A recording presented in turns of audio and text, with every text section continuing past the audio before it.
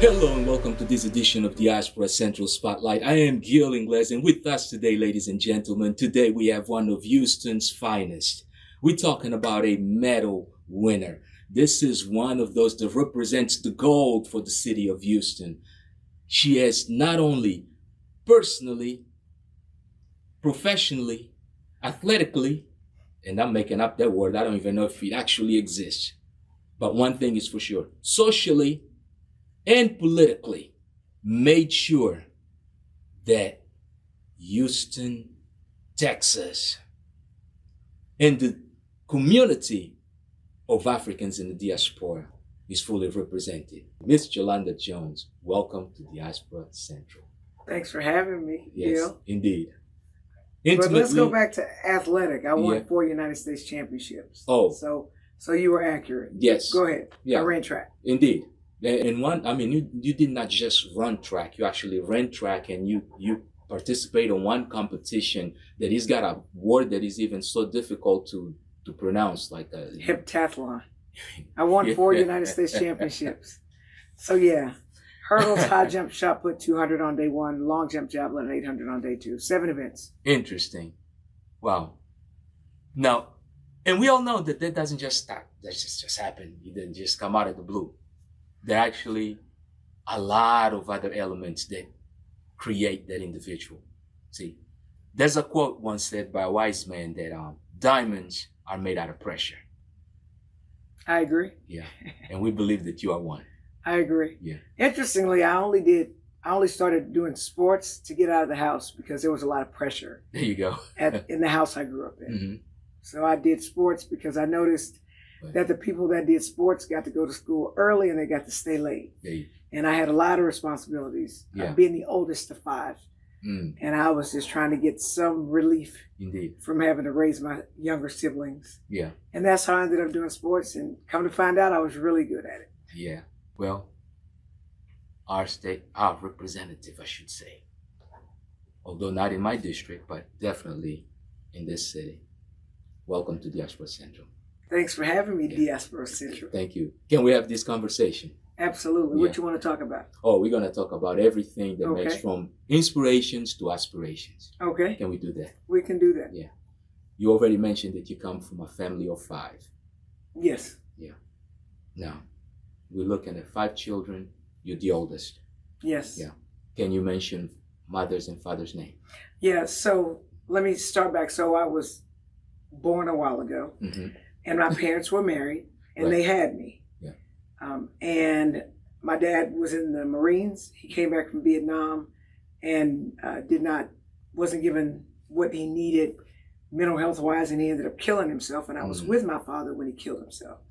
So it was my parents, John and Gwendolyn, and then me. And then my dad killed himself, and my mother went on to have other children. And our life was just hard. With every child she had, it just got harder. Yeah. So my sister, my number 2 sister. Okay. Well, I guess I'm number 1, the number 2 child. My first sister is Uchenna. Right. Her father's name was Chukwuemeka. My mother loved Nigeria. Okay. Igbo. Indeed. And so I have a sister Uchenna. I have a brother Chukwuemeka. He was murdered. I have a sister Ifoma. Mm-hmm. And I have a brother Ugochukwu. Okay. And then my given name is Jolanda, but my Igbo name is Neka. Oh wow. So then you actually connected to the Nigerian community. Absolutely. I should say to the Nigerian roots. To Nigerian roots. So we were raised in Nigerian culture. My mother went to Texas Southern in the 60s, and there were just a large Nigerian population. Mm-hmm. My sister's father was actually a PhD student at Rice. He was Nigerian, as I said before. His name was Chukwuemeka. Okay. And so the whole "it takes a village" concept, which comes from Africa, is how we lived. Mm-hmm. We ate fruits and vegetables. Right. I mean, my mom used to prepare fufu and other things. So we dressed in traditional African clothing, and everyone thought I was from Africa. There you go. And so I learned from my mother that Africa wasn't like a bunch of cannibals like we would see on the show Tarzan. Mm-hmm. That Africa had cities that were thriving. Yeah. So I understood that. But I think that there's a disconnect between Black America and Africa, and I'd love to see that disconnect, that misunderstanding fixed. Indeed. Well, I appreciate you mentioning that, because in all honesty, that what has given us the opportunity to put together this platform, because we believe that the conversation between us and America, Africans from the motherland, and people who and people of African descent, right, whose diaspora. culture Right. was stolen from them. Right. Right. That conversation has always been done through somebody else. Has never been direct like we do. It's been done through white folks, right, who describe y'all and who describe us. And most people of African descent in America don't understand things about the motherland, Africa, and vice versa. Right. So hopefully this conversation will introduce us to each other and help us have a healthy dose of respect for each other, because quite frankly, I believe that as long as we are divided, they will conquer us. Quite true. Quite true. Quite true. And I find it amazing, because see, they fast to broadcast the biggest stars in entertainment, in sports, and things of that sort, but never the individuals and the communities that actually help put together these stars. Right? I agree. Yeah. But isn't it true everywhere we look? I literally was on a show today when they were saying the economy is great, for example. Well, the economy is great if you're rich and white and a billionaire. Right. The economy is not great if you're a regular person, you're struggling to afford eggs or gas or find affordable housing or get a job or get paid a living wage. Yeah. Those things are not good. I mean, and if you listen, then you'll see that grocery prices are more expensive than they've been in 3 years. Yeah. So it's interesting to listen to mainstream media tell us that the economy is great under Trump, when it's just a lie. It's fake news. All you have to do is go through Third Ward or A-Leaf or Sunnyside or Independence Heights or Greenspoint, and you will see people are suffering, people are struggling, and no one wants to talk to them. To mainstream media, they are invisible.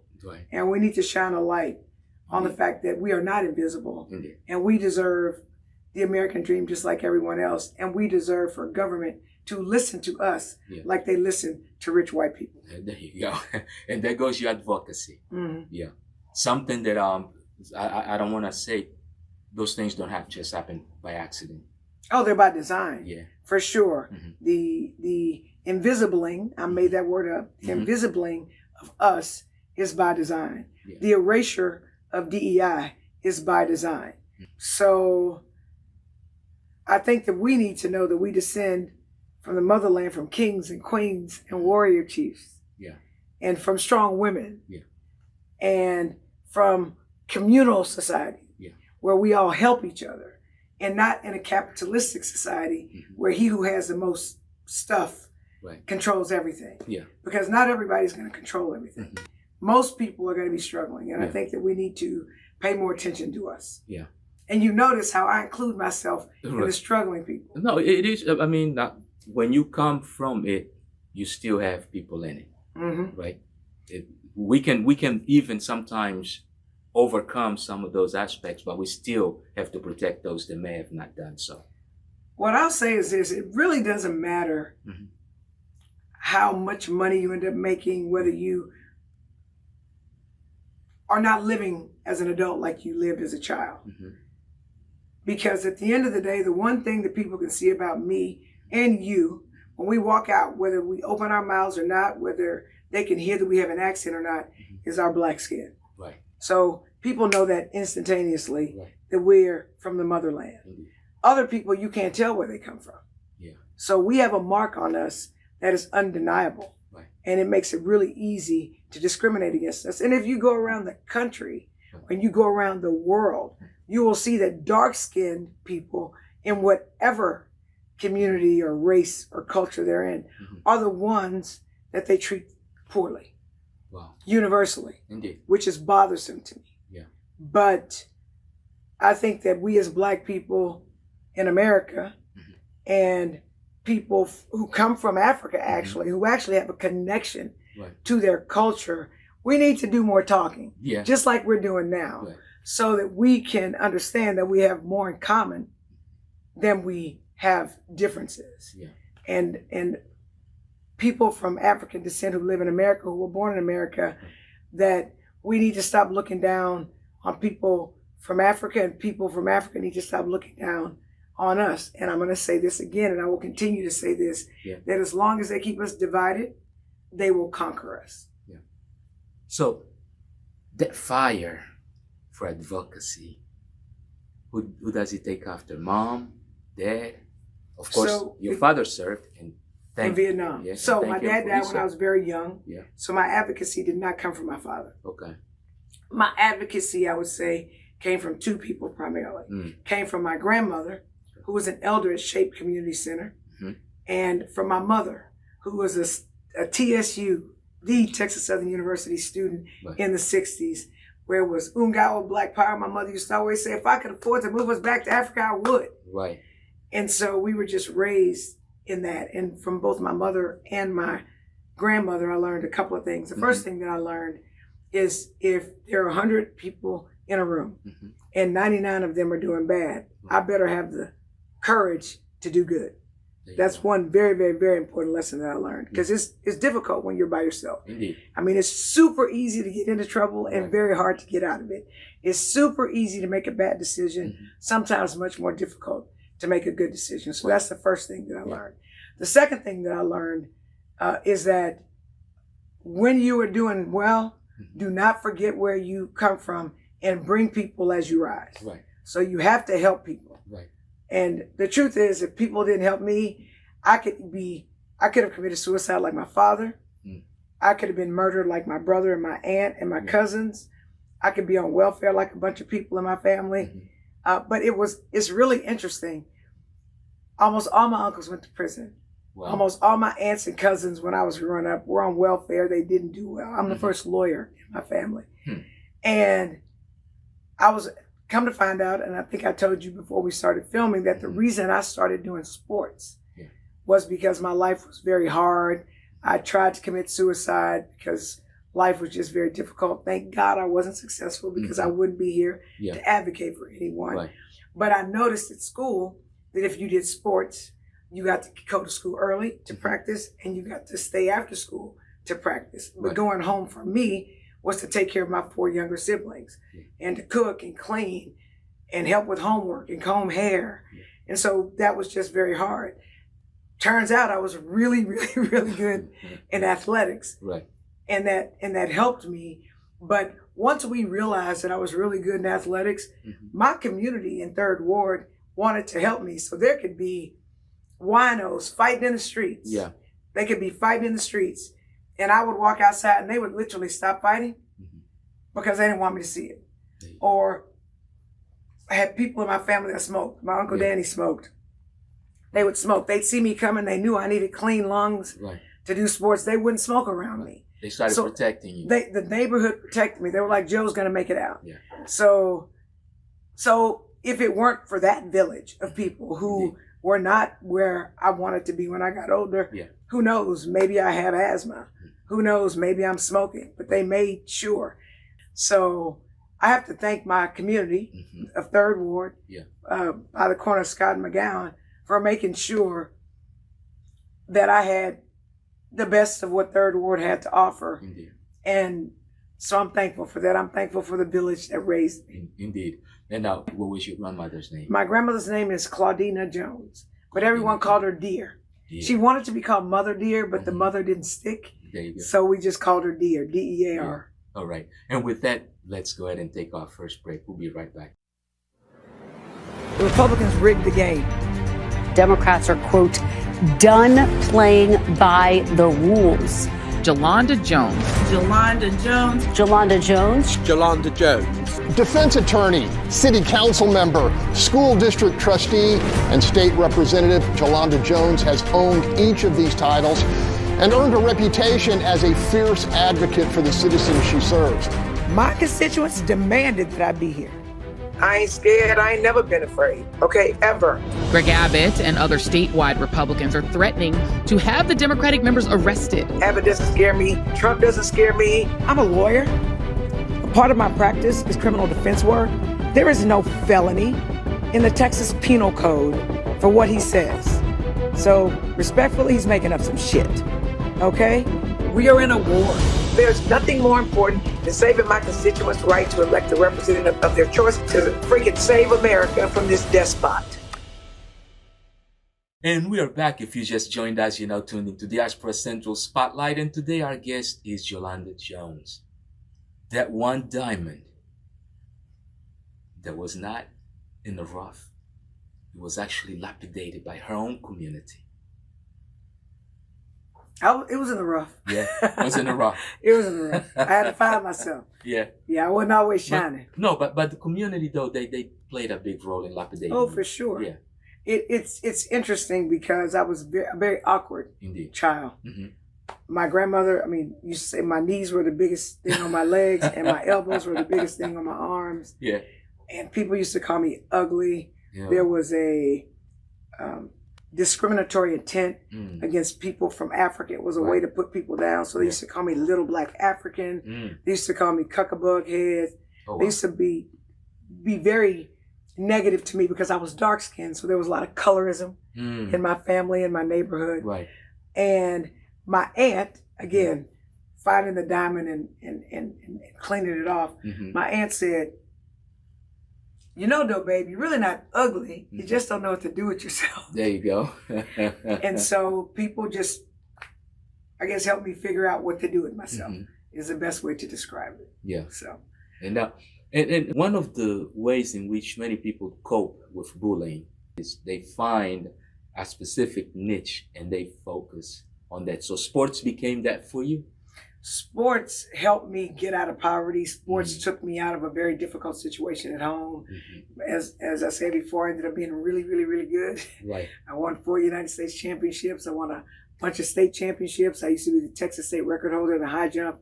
I was an All-American in basketball. I was all-state in cross country. Yeah. So I did sports to save me, but really sports was a distraction. At some point I had to look at what was going on. I had to figure out how to love myself since people were telling me I was not worthy of love. And as a kid whose father killed himself, who blew his brains out in her presence, I used to think that I wasn't worthy because if I was worthy, why did my dad abandon me in the most traumatic and tragic way he could?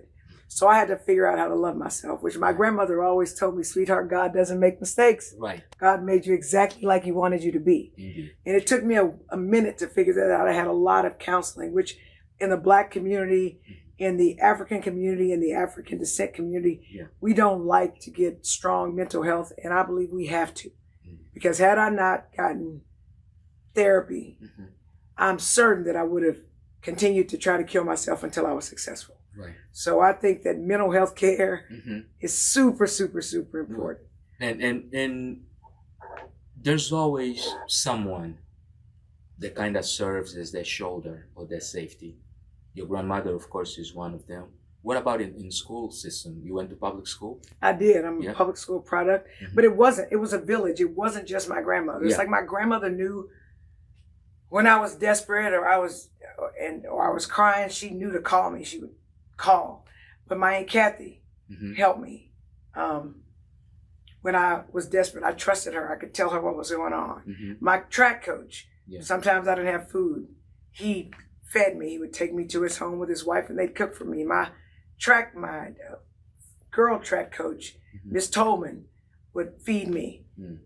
So it was a village. I don't want anyone to think that it was one person. When I was in law school, so I had a full scholarship academic to Stanford Law School. Right. And I would say I accidentally got pregnant, but I didn't accidentally get pregnant because I was doing what I had no business doing and I got pregnant. Right. So I couldn't go to Stanford Law School. I ended up having to stay and go to the University of Houston Law School because I couldn't afford to go to Palo Alto with a baby. Right. So my law school classmates and the people at the University of Houston literally babysat my son when I went to law school, to class. Right. The same way that my mother's coworkers at the Texas Southern University babysat me in the libraries.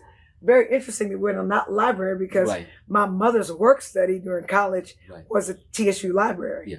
And there were all these books that taught me stuff that I had no idea existed. Yeah. And that actually is how I got my love for Africa, quite frankly, apart from my mother just raising me in Igbo culture. Right. I remember a book I read called The Boy from Maasai.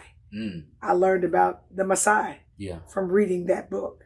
And I actually believe I would have been, I think that one of the things that has happened to us of African descent who are in America, they stole our culture from us. We don't know where we come from. Right. But I'm feeling that I got a sort of Maasai sort of feel to me. Yeah. So you have the height, the features. Right. So I just know that I would have been a Maasai. You would have been a Maasai. For sure. And I will tell you, I will second that, because you do have this, and you jump too. Yes. Yeah. That's a Maasai thing. Is it? Okay. It is. Well, see how it is a Maasai thing. Yeah. And so that community, it's really us standing on the shoulders of our ancestors and the shoulders of those that have already done plenty for this great country. You today representing your district in Texas. House District 147. Right. District 147. So if you've ever been downtown, and you've been to the Hilton Americas, welcome to my district. Thank you. If you've ever been downtown, if you've been to City Hall, right, welcome to my district. Oh wow. If you've ever been downtown and you've been to Hobby Center, welcome to my district. If you've ever been in Third Ward and you've gone to the Texas Southern University, right, welcome to my district. Wow. If you've ever been down south, the Beltway and Black Hawk and Beamer, Dobie High School, welcome to my district. If you've ever been in the Museum District, if you've ever been to the Edo, if you've ever been to East Montrose, if you've ever been to the Heights, 6th Street and Lower, if you've ever been to 4th Ward, where the first enslaved people settled in Texas, after finding out 2.5 years late that we were free, welcome to my district. Yeah. So all of those cool places where everybody want to go, it's welcome part of your district. To my district. Yeah. And so I have a healthy respect to know that if grown-ups hadn't embraced me, if the village hadn't embraced me, I wouldn't be where I am. And I feel indebted to the village. I feel indebted to them. And I want to do the same for people. I want to uplift people like people uplifted me, because I did not do it by myself. And if anyone says they did anything by themselves, they are delusional. They are lying to themselves. And so you've just got to figure out who there helped you, right? Because even though I was very upset with my mom about my relationship when I was younger because of how much we struggled, my grandmother said, "Sweetheart, your mom kept you. She could have abandoned you, right? She could have done all these things to you. Even though she didn't have gas money to get you to practice, she didn't stop you from figuring out how to get to track practice or how to get to basketball practice. And so your mother taught you something. And I can tell you that I was my mother, because she works in the library and there was nothing to do but read. So I don't read on my phone like other people. I read actual books. I like books. I like to touch books. I like to take notes in books. I like for people to know this is my book. Right? And so my mother would make me read a story and write a report on it. Now, as a child, I was miserable. I was like, oh my God, how come I can't go outside and play like my cousins or like my friends? But my mother said, you need to have a strong brain. You are Black in America. And people are going to discriminate against you. And you have to be twice as smart. So you will get your grades. So I actually got beatings. So my mother beat us. If I got a 97A instead of a 100A, my mother told me, you are not a 97A student. You're a 100A student. Here's the deal. When you get beatings for making 97s, you make a bunch of hundreds. There's a reason why I graduated magna cum laude from high school. There's a reason I graduated magna cum laude from the University of Houston. There's a reason why I had full academic rides to all the Ivy Leagues and Stanford. There's a reason why I got a full academic ride to Stanford Law School. There's a reason for this. It's because my mother, despite me wanting to be a child and wanting to do what kids do, which is go outside and play, she made me get my grades. And there's a reason why hablo español. Aprendí en las escuelas. Y no voy a traducir para la gente que no habla español. So I'm not going to translate for the people who didn't understand. And just understand, there are people of African descent who speak Spanish. Let me be clear. So there's a reason why I'm learned. It's because my mother made me read There you go. books, Yeah. even though I didn't want to. And reading is literally my favorite thing to do. Yeah. There's gotta be, see, I really find it interesting because there's gotta be something at some point within you that says, you know what? I hear you, Grandma, but I also feel now definitely inside of me that something. Again, my grandma, I remember my mother and I had struggles. We both had trauma. I've dealt with my trauma with therapy. Right. My mother has not. Yeah.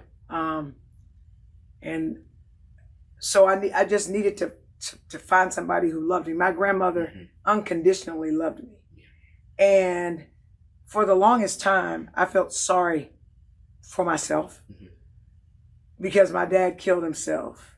I was molested. I was brutally raped by my uncle when he was 6'7" and I was 3 years old. Oh, wow. Envision that. I survived rape in college. I'm a survivor of domestic violence. We were poor. My brother was murdered, shot 5 times, twice in the head. My aunt was murdered, shot twice in the head. I could just go on and on and on. And I just thought God must not love me because why would God allow all these really bad things to happen to me? Yeah. And so when I thought like that, it was not from a position of strength and power. At some point, my brain shifted the paradigm. And the paradigm shift was, God did this to make me tough. God did this to put pressure on me. God did this to make me into a diamond. Right. So it doesn't matter what anybody brings against me. Yeah. I can withstand it. So for example, if you're with your father when he blows his brains out, what's more difficult than that? Right. So of course, when the corn break happened and we left the state running from the FBI and other people were afraid and they came back, I wasn't afraid. Because guess what? I survived my dad's suicide. Guess what? I survived being raped. Guess what? I survived being strangled. Guess what? I survived poverty. Guess what? My ability to survive, not just survive, but thrive, is my superpower. So what did I do? I turned my kryptonite into my superpower. Now, let's try to connect a little bit to the continent. Have you had a chance to visit yet? I have. Yeah. So here's what's beautiful.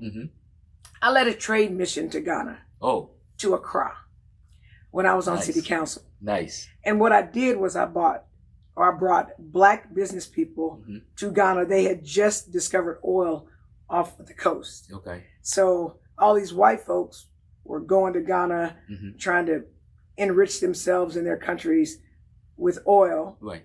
And Ghana didn't have the infrastructure, so they didn't have a traffic light system. They didn't have potable water. It was just a lot. So I took Black business people there. So I'm happy to say that I helped acquire $1 billion line of credit for a Black entrepreneur for potable water in Ghana. Yeah. That because I went representing the city of Houston for the express purpose of signing an MOU, a memorandum of understanding, to get a direct flight from Intercontinental to Accra. Wow. With United. Yeah. And so yes, I have been to the continent. Yeah. I love the continent. I need to go back to the continent. I have not had the opportunity in recent times because I happen to be running for Congress, but I hope to do a lot of traveling internationally as a congressperson because I believe that people that live in America or people that are from America, for the most part, we don't travel a lot. I mean, this is one of the few countries where everybody only speaks one language. Right. Everywhere I go, everyone speaks more than one language except for Americans. I've got a friend from the Central African Republic, Aniset Labudrama. Yeah. He speaks 7 languages. Yeah. Right? Yeah. And we just haven't traveled. I'm so thankful that I was able to be on the United States track and field team, compete internationally, representing the United States, and get to just travel all over the world and learn that, guess what? The world is bigger than America. The world is bigger than Texas, right? Different people have different gifts and different cultures. And my ex-husband is Colombian or was Colombian. Okay. So my son is half Colombian. There you go. And I could not teach him Colombian culture. Right. what I did is I traveled to Colombia so that he could learn his culture from his relatives there. Right. Because I think that, I know that. Right. We as Black people, one of the ways that they've stolen our greatness is that they've stolen our connection to our culture and where we come from. Yeah. And when it gets hard here, and if you're of African descent in America, it's going to be hard. Right. People that can remember their home country and they travel here. When things get hard, they can lean into their culture and they can overcome. Right. We don't have that. We don't have that benefit. Yeah. As people of African descent who were born in America. Right. We have no connection to the motherland. And it makes me very, very, very sad that I don't know where I come from. Yeah. I mean, you can tell it's making me emotional. No, we understand. You know, the slave trade robbed us of something that I believe to be really important, which is to know where you come from, right? To know from whom you descend, to know from where you descend. Indeed. And so I feel like us as people of African descent who were born in the U.S., right. And I mean, and remotely enough that our parents were born in the U.S., right. Our great parents were born in the U.S., all the way back to enslavement. 7 generations. There's just something.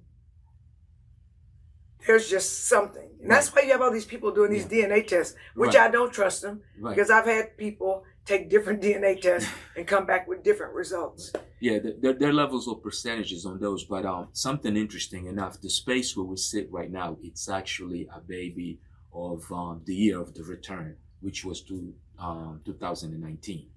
So as the year of the return arrives, of course, this library is brought to life with the purpose of really being home away from home, meaning this is our Africa here in America. So if at any point in time you honestly feel the need to come and just feel at home, I will come you right are more here. than welcome to come to said institute. I'm very sure that the guys here will be more than happy to receive you and to treat you at home. And a lot of times, even when the doors are closed, you can always call that number and just say, I need to get in and just sit back, or I just need to be, I just need to be, read.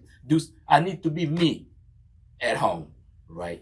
And because this is really the purpose of SAID, it's home away from home. Let's take another quick break, and then we'll come back and we'll talk about the election, the campaign, and everything else that you have going on. Okay. All right. So for those of you that just joined us, you now tuned into the Diaspora Central Spotlight. So we'll be back in a few minutes. Don't go away. Get set. I've been running a long time. Go! We honor Jolanda Jones, great athlete, scholar, community leader. I ran for the University of Houston and brought home 4 national championships. Into our University of Houston Hall of Honor. I ran for city council and helped unseal the backlog of rape kits at the HBD crime lab and fought for a better Houston for all Houstonians. I ran for the State House and fought Greg Abbott and his racist gerrymandered maps. Respectfully, he's making up some shit. And now I'm running for Congress to fight for you. I'm running to protect your Medicare and Social Security. I'm running to make sure people have good paying jobs and fair wages. I'm running to defend our democracy, which is currently under attack. I'm running to stand up to Donald Trump and his MAGA cronies in Washington. I'm Jolanda Jones. Let me at 'em.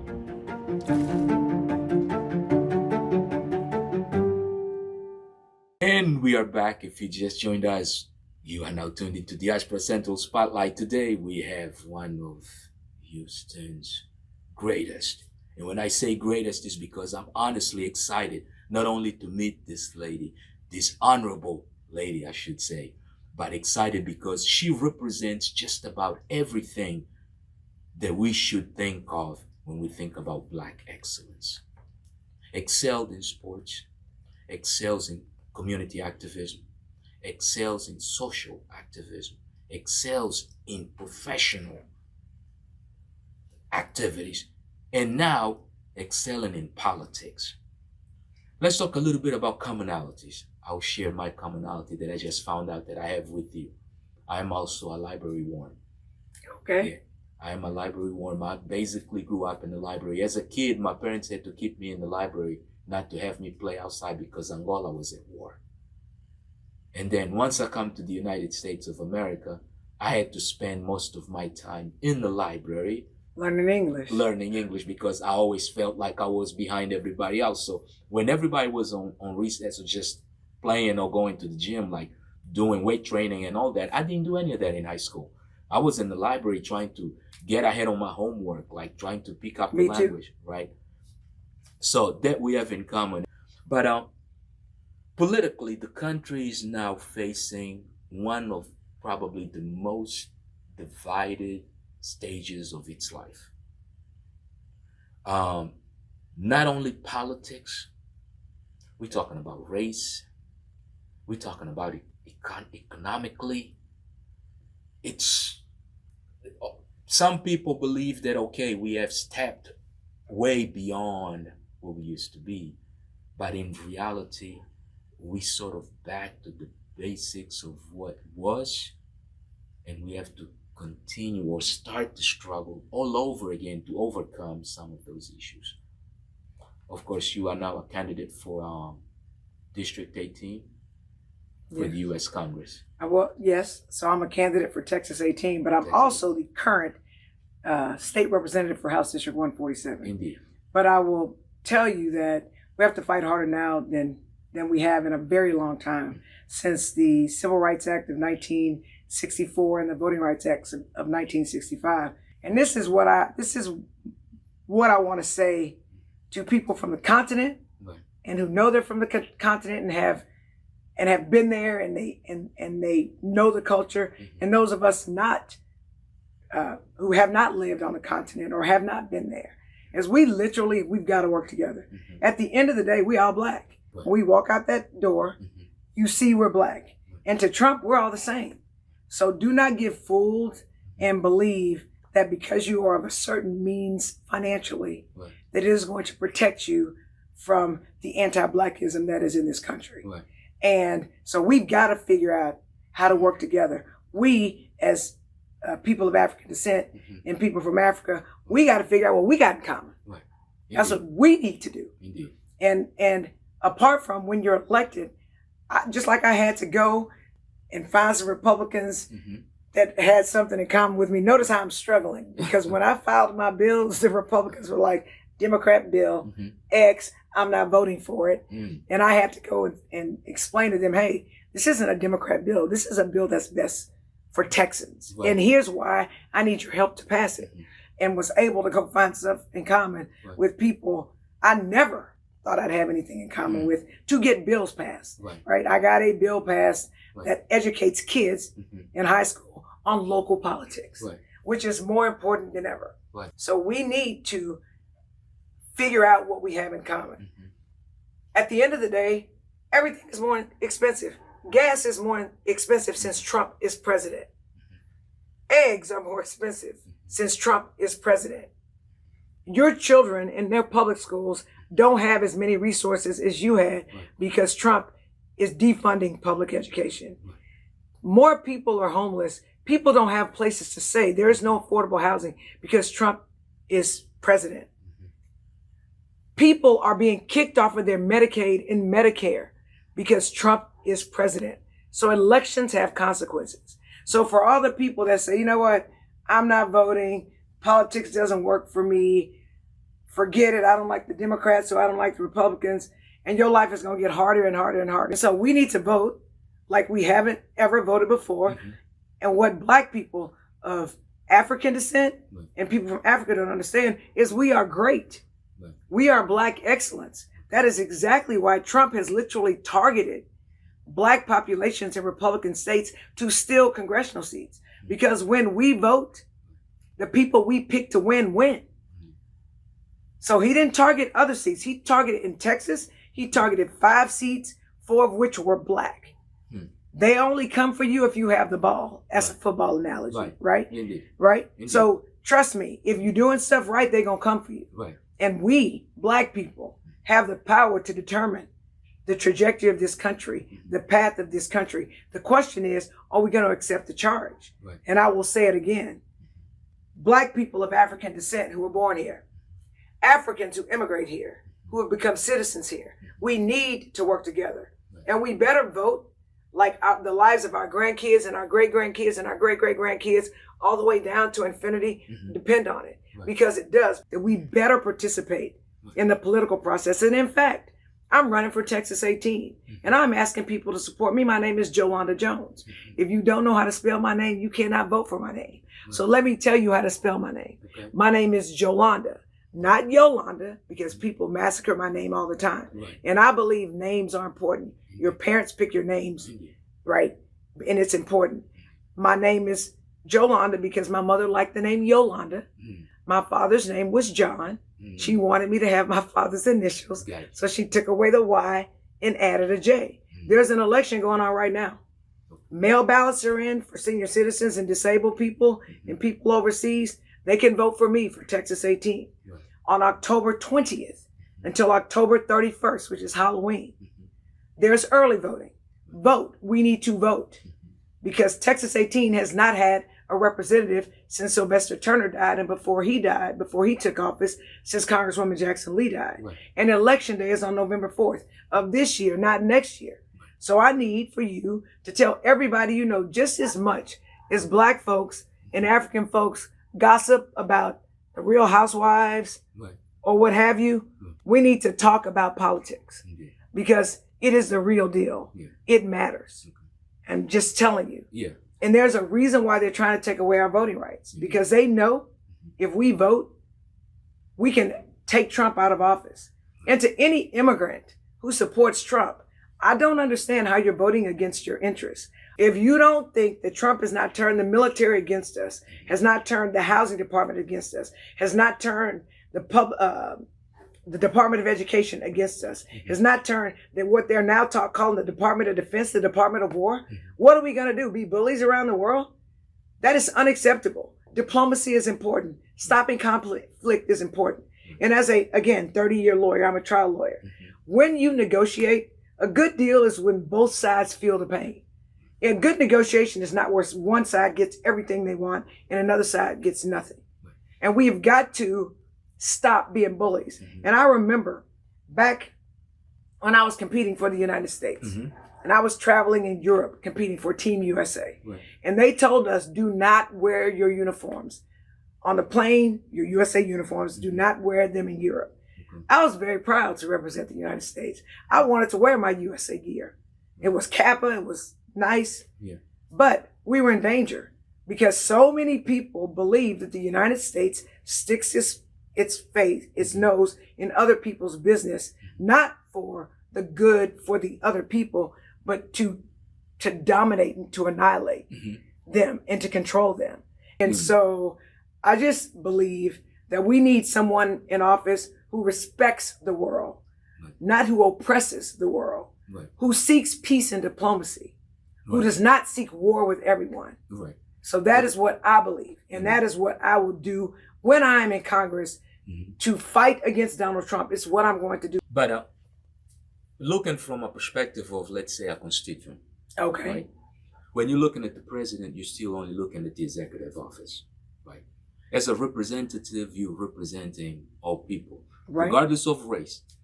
And as a lawyer, of course, being able to negotiate across the aisle with the other ones ends up becoming probably one of the greatest yes, and that's how the one can have. Right, but I was able to work across the aisle to get bills passed in a Democrat in a Republican Texas legislature. There are 88 Republicans, 62 Democrats on the House side. I'm in the House. There are 20 Republicans and 11 Democrats in the Senate, and there's a Republican governor. And I was able to negotiate across the aisle. But let me be clear. In an effort to negotiate across the aisle, I'm not going to bend over. I'm not going to bend the knee. It's got to be good public policy for everyone. And here's what I learned being in the Texas legislature. There are Republicans who literally are so terrified of Trump, they will vote against their constituents' interests because they are terrified that Trump will put someone in a primary against them or put tens of millions of dollars against them to get them out of office. So they are more concerned with staying elected than they are with voting their community's interest. So yes, working across the aisle works when it works. But sometimes you've got to say hell no. And sometimes you have to be willing to be different and be courageous. Remember I told you my mom said if there are 100 people in a room and 99 are doing bad, you better have the courage to be the one that's doing good. A lot of times with Trump, that's how it is. Republicans are terrified of him, and so they don't vote. So if working across the aisle means working with people who are bending the knee to Trump, I'm not working across the aisle. I'm working for the constituents of House District 147. And when I win in Congress, I'm working for the constituents of Texas 18.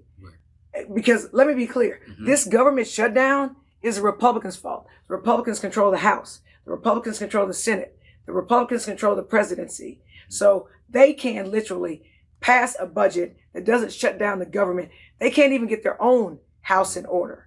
And so for them to try to blame Democrats for things that they control is some BS. And that's what I'm talking about. So even though they're lying, saying it's the Democrats' fault, that's not true. And I'm not working across the aisle because the truth is the budget that they put forth cuts all these people, have cut people's health benefits. And I don't know about you, but before I had Obamacare, I almost went bankrupt because my son broke his foot. I didn't have health insurance. He had to have 4 surgeries in 6 months. I had to pay for it. I wiped out my savings, my retirement, and everything to save my son's foot. Having good health is important. If you're a sickly kid, you're going to miss school. You're not going to learn as much. If you're a sickly adult, you're going to miss work. You're not going to be able to take care of your family. And the way your life is going to go is how healthy you are, right? So some things you can't bend on, and the government is shut down because of the Republicans, because they want to have people be uninsured, and they don't want government subsidies to help people to be able to be healthy as they live in this country. Right. Now, from a perspective of education, we hear government shutdown. For us regular people, life's still going on. So what impacts are really, or what is being impacted in reality in people's lives by a government shutdown? Give us a couple of examples. I'll give you examples for everything. If you have a child that has ARD, right, that needs help, and you think that the school is discriminating against your child, you can't call the Department of Education to do anything because the government is shut down. Let's say you're not getting your Social Security benefits and you paid into the Social Security system and you're trying to figure out, how do I get my Social Security benefits, because I literally cannot pay my bills unless I get my Social Security benefits. You can't get a person on the phone because the government is shut down. Because when the government is shut down, it's literally going to require that government workers work for free. Whatever job you have, are you going to work for free? No, you're not, right? So people literally don't have access to government services. Let's say that you are a Black business. You have a great idea and you want to qualify for a government grant. You literally can't get the grant to help you with your business, which means that you can't earn money to pay your bills, to take care of your family. So people aren't connecting the dots, right? Civil rights. Police shoot you. The police use excessive force against you. And you want for somebody who's biased to investigate the police. But the government is shut down and Trump controls the department, right, where they do civil rights, right? The Justice Department. You literally can't get any justice. So when there's a government shutdown, it really does translate into anything federal that you need, you cannot get access to it. With Department of Housing and Urban Affairs is responsible for affordable housing. You can't get affordable housing built, which is why we have a homelessness problem. So trust me, you think government shutdown. Now, mind you, people are thinking, for example, you're paying more money for groceries, right? Some farmers use government subsidies to help them remain farmers. Well, if farmers don't have the government subsidies to help them grow the fruit and be able to sell it at a reasonable price, we literally at the supermarket see what that has done to our ability to buy affordable food. So yeah, it matters. People just don't think about that. But do you believe that maybe, and I'm just talking now political strategy, and let's talk party level at this matter, right? Because historically, if we look and we could probably say that, okay, the state of Texas is a state that maybe became Republican when in 1980, somewhere around there, right? So it's primarily been a Democratic state, and of course, not in recent history, hasn't. Okay. Texas is going to hell because of Republican leadership. Because Republicans do not listen to poor, everyday working people. Right. They pass bills to help rich people, and then blame Democrats for things they control. The same way in Washington is controlled by Republicans is the same way in Texas. So what I don't understand is why they can start a narrative saying it's the Democrats' fault, it's the Democrats' fault, it's the Democrats' fault, when I think Republicans literally took over all the state offices in the 90s. Right. That's been over 30 years. Right, and that's where I'm kind of trying to go now. So from a point of educating the constituents, because I believe that political illiteracy can be a problem. And of course, in an age in which everyone that either has a microphone or a camera in front of them, they consider themselves experts, legitimate media, right? Opinions based become or try to pass for opinions of expertise. What can, as a person that is in that room representing those constituents, what can you do or help the communities do to better educate those individuals? Go to a library. Again, I'm glad we're in this library, because you can't tell what's real and what's fake on social media. Anyone can say anything. And with AI, it'll even sound good. Right. And so that's what's terrifying to me about AI. And AI has already been shown with all the studies to discriminate against Black people, right, and to discriminate against our culture, and more likely to racially profile us, and to come up with conclusions that are derogatory to people of color, especially Black people. So that terrifies me. It's very hard to discern the truth in this day and age. And it just appears that with the algorithms, with AI tells you what they think you want to hear over and over and over again, which is why people are being radicalized.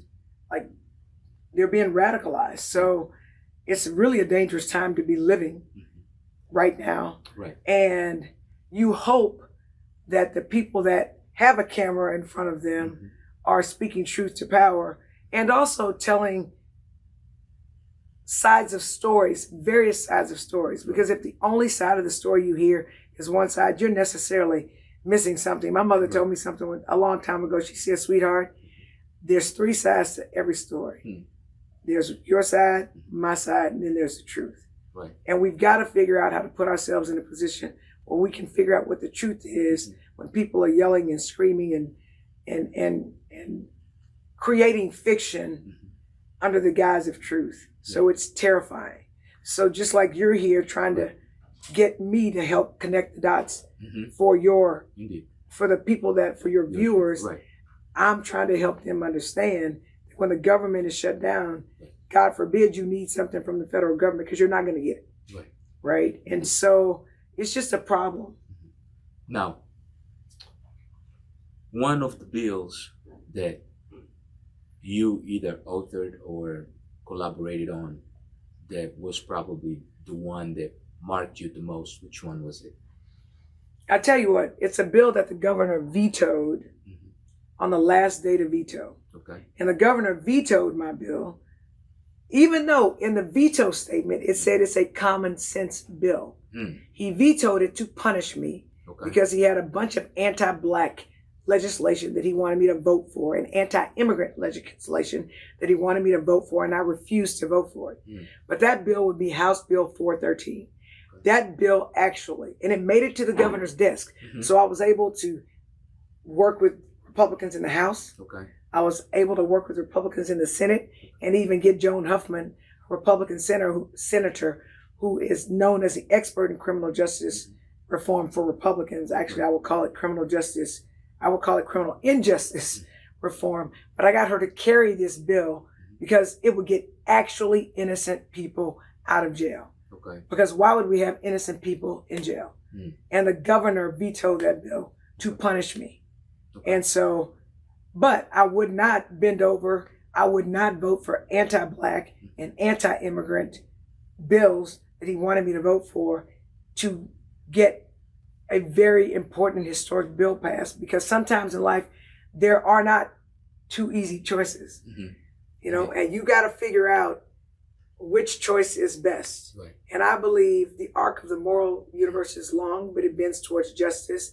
And I believe voting against those anti-immigrant and anti-Black bills was more important at that moment in time than pandering, voting against Black people, voting against immigrants to get one bill passed. Okay. Unfortunately, the governor did not give me an easy choice, but I absolutely believe that I made the best choice. But the bill number was HB 413. Okay. Now, do you believe that there is something that you eventually, at some point, if given the opportunity, you would pursue me, or maybe sponsor someone else to pursue? Oh, for sure. I would like to get the John Lewis bill passed. I would like to get the George Floyd bill for police brutality and John Lewis Voting Rights Act. Those need to be passed. Okay. Right? Right. Right now, they are whittling away. They are voter suppressing. They try to steal 4 Black seats. You may remember me. I was a face of the corn break. Remember the lady who said, respectfully, he's making up some shit. That was me. It went viral. It was everywhere. Right. And I'm very thankful that I was able to help America and the world see the period, point blank, full stop, anti-Blackism that Trump and Greg Abbott are doing in Texas and across the country. So it makes me sad that he uses the court system to prolong justice for people, and he uses his money. But my point is, we need people elected like me who are going to respect the Constitution with its amendments, because without the amendments, we weren't full citizens. Right. We need people who respect the law, because at least if there's law and not lawlessness, then we all stand a chance. Right now, some of us don't stand a chance. And I know the people that immigrated here from other countries did not come here for that. The reason you came here is because you believed in democracy. I believe that. I didn't come from another country, but I hear the stories about how we don't have rights in our country. That's why we come here. We don't have the opportunity to achieve a dream like the American dream. And that's why you come here. And I think that when we get here, or those people that get here, once you start thinking you're better than other people is when the problems start. Because God forbid the government that decides to target you. God forbid. Right. So if you had to speak directly to your constituents or to the American people in the spirit of uniting or reuniting the country, what would you say? Interesting. If uniting was a possibility, I don't think it is a possibility under Trump, because he sows seeds of racism, anti-immigrantism, every kind of ism that there is. He has people warring. It's us against them. He has white people terrified of Black people. So what I would respectfully suggest to people is to sit down and talk with people who appear not to have anything in common with you, and see if you can find any commonality. I mean, at the end of the day, we all want to have a family. We all want to raise our children. We all want to get a good job. Some of us want to buy houses. Some people don't want to buy. Some people want to rent. Right. We all want to be able to afford gas, or we want to be able to take mass transit. We all want to be able to have a good education. We all want to be able to define for us what the American dream is. And I think that if we sat down and we talked about that, maybe, just maybe, we could find more in common than we have differences. Well, Miss Jolanda Jones, I would like to thank you for giving us these few minutes of your day, because you are very busy. You have a lot going on, but we appreciate you coming down, sitting down with us. And this is what it is all about. Life, finding commonalities, finding the willingness to survive, having the strength, the wisdom, the guidance, and the courage to sometimes overcome the adversity that is thrown at us. For those of you that join us, thank you so much. Until next time, take care of yourself. and over those around you.